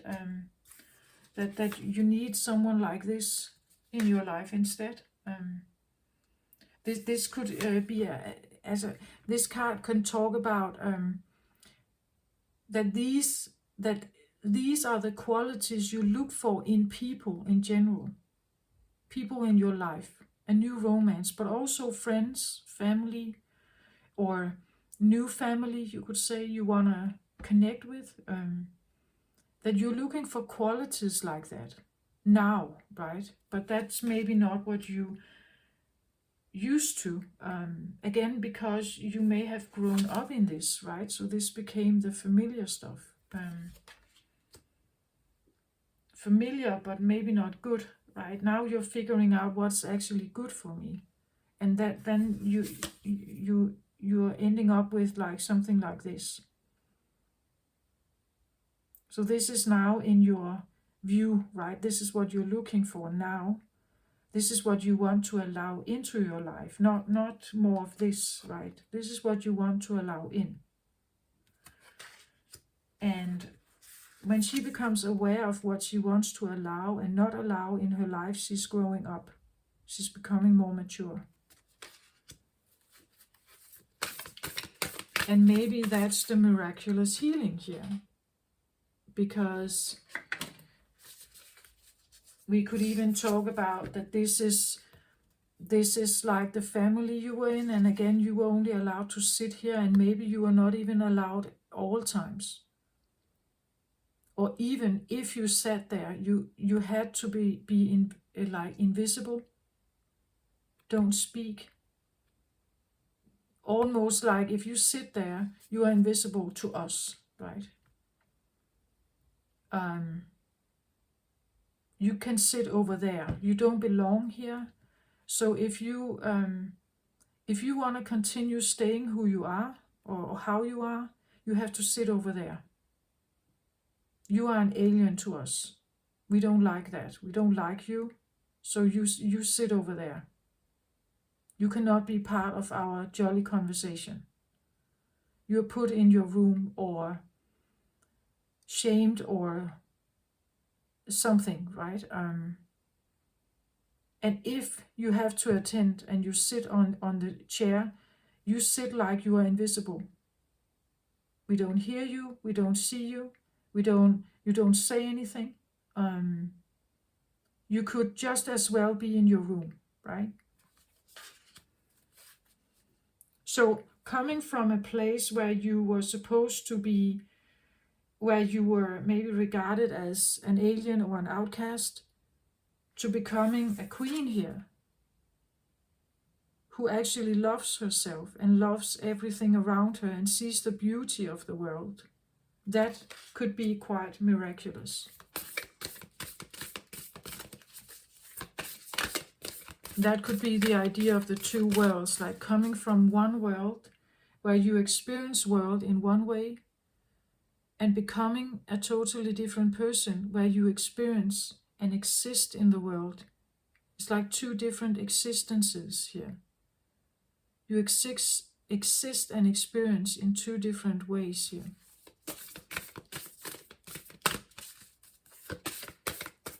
In one lifetime, right? Maybe that's why this is regarded as miraculous, like you're doing something that is not normal. It's exceptional.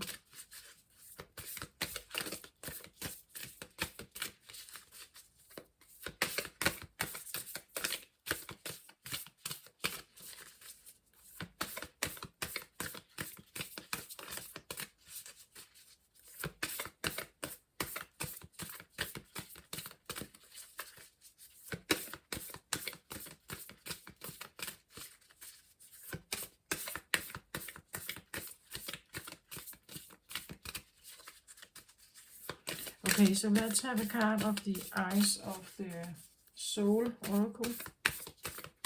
See what we get from this.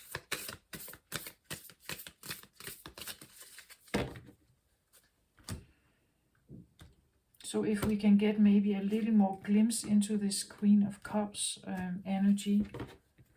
Because I really feel this is you. It's like what you are doing here. You are healing something.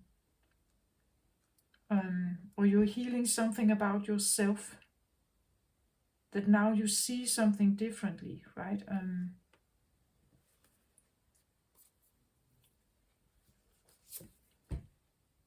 Explore other realms. Yeah, that's what I talk about. It's like this is you, right? You are someone who, you are a dreamer. Your intuitive abilities are heightened. You have the ability to tap into other worlds, other realms. You are an explorer of other realms, I think. In your dream ability, you can dream and think and feel into other realms here. And I get this feeling that maybe the one you're looking for, this King of Cups here, is maybe he is in another realm. right? Maybe he is not, maybe you have figured out that you can't find him here. That the amount of love that is needed, maybe the feeling of purity as well, is not here. Like it has to be otherworldly almost. It has to be the purity level and the intentions have to be very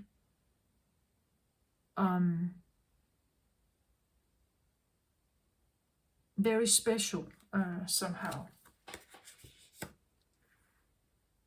And again, this explore other realms, that you have an ability, I feel like, to talk to maybe ancestors or astral travel, or in your dreams, or in meditation. You can talk to angels maybe. Again, this idea of reaching out for Uriel or other kinds of helpers. Explore other realms could also talk about seeking other traditions. So let's say different religious beliefs in the human world, right? It could be different eating, different cultural interests, travel maybe, that you are into something else, that something that was different. It's different than where you come from, right? Or what you have done up till now. You have the ability to do something different.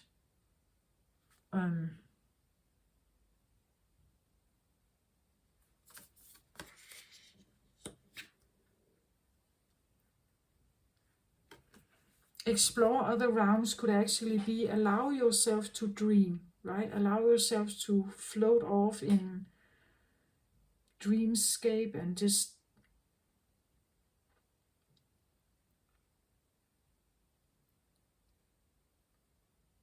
maybe draw, maybe dance, maybe sing, maybe be creative somehow maybe paint something, maybe you draw like a new world, the clean canvas, right? You have an ability to draw everything from other realms that you like, and you portray it in maybe the new beginning here for you. Because I do feel like there's a new beginning. There could still be this rock like obstacles that and maybe the rock-like obstacles is this point not budging, right? That you have to make your mind up what you do about that.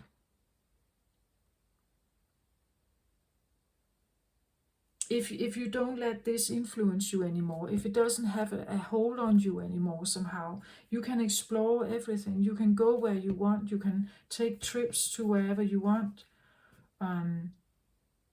You can feel into places and cities, and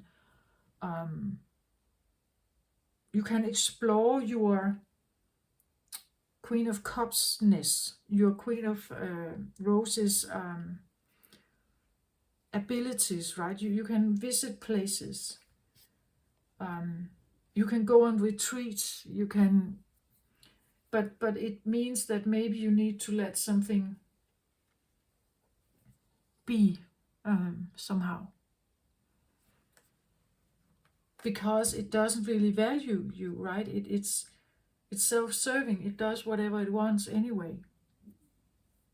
There's no reason to sit and wait for them. There's no reason to be committed to it. Not like that.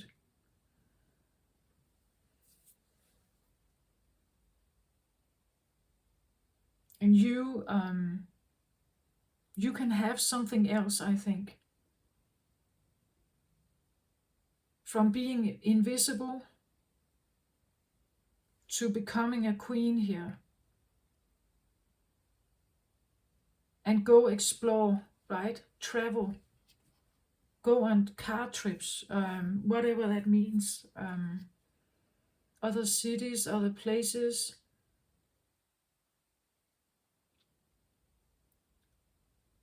Maybe go sailing. He's on the water here, right? Again, you are a water. It seems like it's a water reading here. It's all roses here. So it's very watery. He's on a boat in the water here. Maybe you explore other realms where the water is actually red, like a fantasy world. Maybe you decide to create a realm,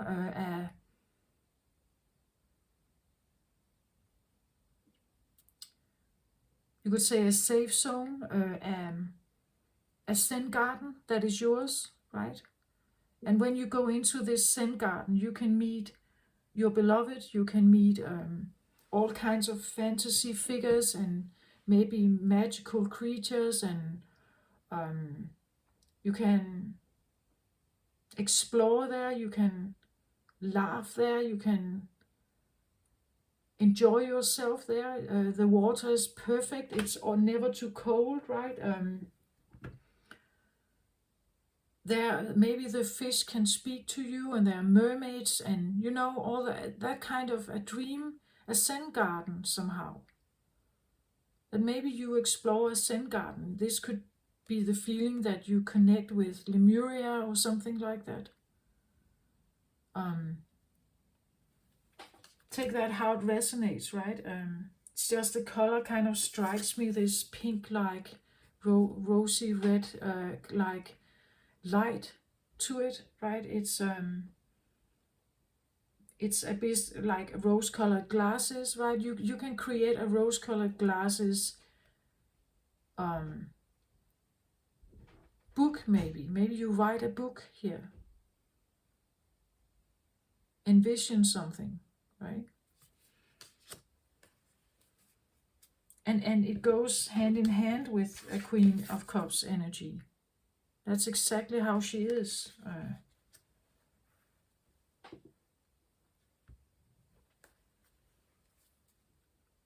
At the bottom of the deck, I get take action. So maybe you need to take action on writing something here, dreaming it, or painting it, or drawing it, or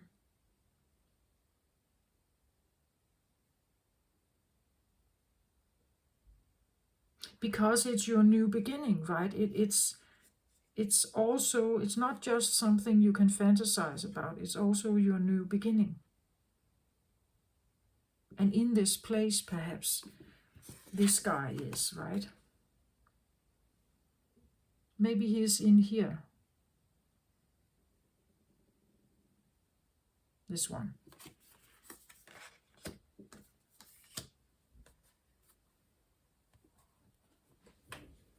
So basically, it's all about not accepting where you come from, not accepting that as the set in stone only way of being. That there are other possibilities here. And what we think and feel, we manifest. So you can actually dream yourself into a different world, or dream,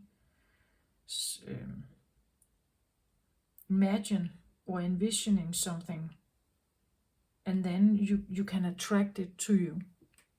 If it becomes part of your inner self and what you feel, you can attract it to you somehow.